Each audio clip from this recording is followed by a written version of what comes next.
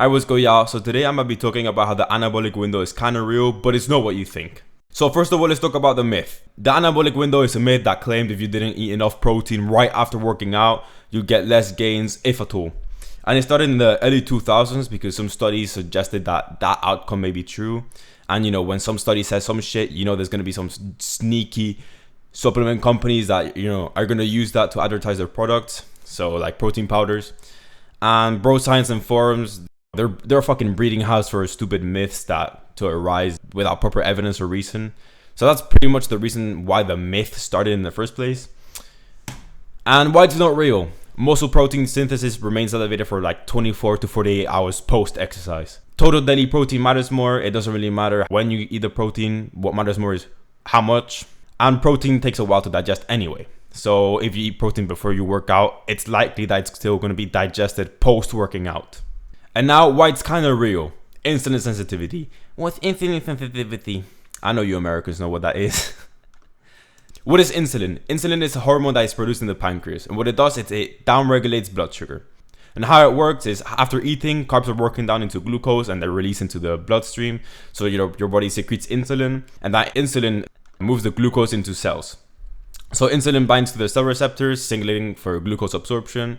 And hence glucose is stored in muscle and liver as glycogen, or if those storages are full, they're converted into fat. And hence, after insulin is secreted, glucose is moved into the cells, meaning blood sugar goes back to the baseline. Now, insulin also inhibits muscle protein breakdown by reducing proteolytic pathways like myostatin. If you don't know what myostatin is, it's a little protein that you have in your body which tells your body to stop growing muscle. Because, I mean, nowadays in our society, if you're a rich Westerner, you have access to food all the time, so it's not a big issue. But back in the day, we were all caveman and shit, we were going, ah, blah, blah, blah. If you had too much muscle, you're gonna die. Because sometimes you wouldn't have access to that food, so you're dying if you have too much muscle. And insulin also enhances amino acid uptake into muscle cells. So basically, insulin helps transport amino acids, especially leucine, which is the most important. I say it in quotation marks because at the end of the day, all essential amino acids are important for muscle growth, but if you had to choose one, leucine is the most important. And finally, it activates the mTOR pathway, which is your body's way of signaling that, oh, there's damage there, you need to repair it, like in muscle. So mTOR is activated when you need to grow muscle and shit. Now, what is insulin sensitivity? Insulin sensitivity is a term that refers how effectively your cells respond to insulin, right? So if you have a high sensitivity, your cells, muscles, liver, they're all going to be very efficient in absorbing glucose. And you have low sensitivity, which is also known as insulin resistance for you Americans, or pre-diabetes for you Americans. Cells, muscles, and livers, they struggle to absorb glucose. So in a sensitive body, you're all healthy and stuff, your insulin is secreted, your cells efficiently absorb glucose. In a resistant body, you're going to have a hard time absorbing glucose, so your body's going to overproduce insulin from the pancreas, and that's going to lead to a fuck ton of health concerns, which I'm not going to go into in this video because I'm not a fucking doctor, but it's very bad. Now, the truth behind the anabolic window. So now that we have all this theory baked into our heads, fun fact, insulin sensitivity spikes by 100%, potentially even more, right after working out. This means it literally doubles. Your body is twice as efficient in processing insulin after you work out. Your body's gonna absorb twice the sugar, it's gonna fucking send twice the amino acids to the muscle, etc, etc. In a nutshell, it's a bit more complicated like that, but I'm not gonna make a 2-hour long video. Moreover, there are other anabolic factors that are surely elevated post-workout, like growth hormone, testosterone, insulin-like growth factor 1, IGF-1, and others. Like, I know you motherfuckers come back from the gym all horny and stuff, like, shit, I'll be going on my bike back from the gym and I see a 40-year-old, I'm like, ooh. But they either have a less meaningful spike, longer spike, or they're not really related to food consumption. So there's not a priority to take advantage of them.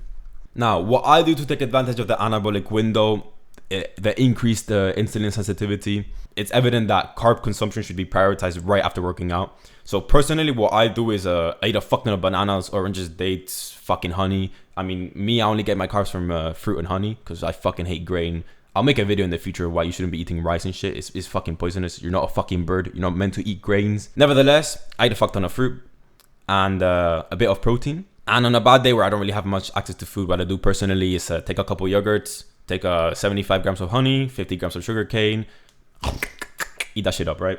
But in a nutshell, you should be prioritizing carb consumption right after working out. Now, benefits I've noticed from taking advantage of this increased insulin sensitivity post-workout. Number one, much better pumps. I swear to goodness sake, like, I'd be getting some crazy pumps now that I just spamming carbs right after working out. Now I'm also staying leaner, even with eating like 500 grams plus of carbs a day. I swear, like I eat so much carbs, my shit is kind of smells fermented. That's how many carbs I'm eating a day. And I'm somehow kind of lean. I have a bit of abs. I mean, I have shit ab genetics anyway, but I'm decently lean. I have striations on my delts. Much longer lasting high. You know when you're in the gym and you're starting lifting heavy weight and you feel like you feel good and shit? I've had a long lasting high because personally, I don't know about you lot, but when I'm in the gym, my energy starts out here when I'm full of sugar, and then it crashes for a tiny bit, and then it goes back up when my body goes into ketosis and start using more fat as energy. And of course, I'm stronger. I mean, I haven't tested out my 1 rep maxes right now, but I mean, when I deadlift, for example, I'm deadlifting 405 for reps. That shit feels way easier, even without straps. Like my strength just increased pretty much instantly. And also metabolic strength. By that, I refer to like when you're repping out shit, you know, when you feel the burn, that's metabolic stress. So yeah, that's also being improved. And also this one's I personally value a lot because I fucking hate feeling tired and shit, but no sugar crash. And by I mean, when I say sugar crash is, you know, when you eat a fuck ton of rice. This especially happened to me personally when I ate rice and quinoa. But when I ate a fuck ton of rice, for example, my insulin it just spiked and I fucking crashed, bro. Like I remember back in the day, I'd be fucking eating only like 75 grams of rice before working out because I was scared of getting crushed. And even with that, I'd feel fucking sloppy and tired. And nowadays I'm eating half a kilo of carbs a day from fruit and I'm chilling. I'm getting off topic. But yeah, you have a much reduced sugar crash from eating a fuck ton of carbs. And yeah, like I said, your insulin is twice as efficient. So your body needs to secrete less insulin for the amount of carbs you're having, which explains why I'm feeling much more energized right after consuming my carbs. Now that's been everything for this video. I've obviously oversimplified a lot of things, but to close it out, it's evident that this is not a must do. You're not going to lose any muscle if you don't do it, but it does make a very noticeable difference. And I've had a lot of success with take advantage of it.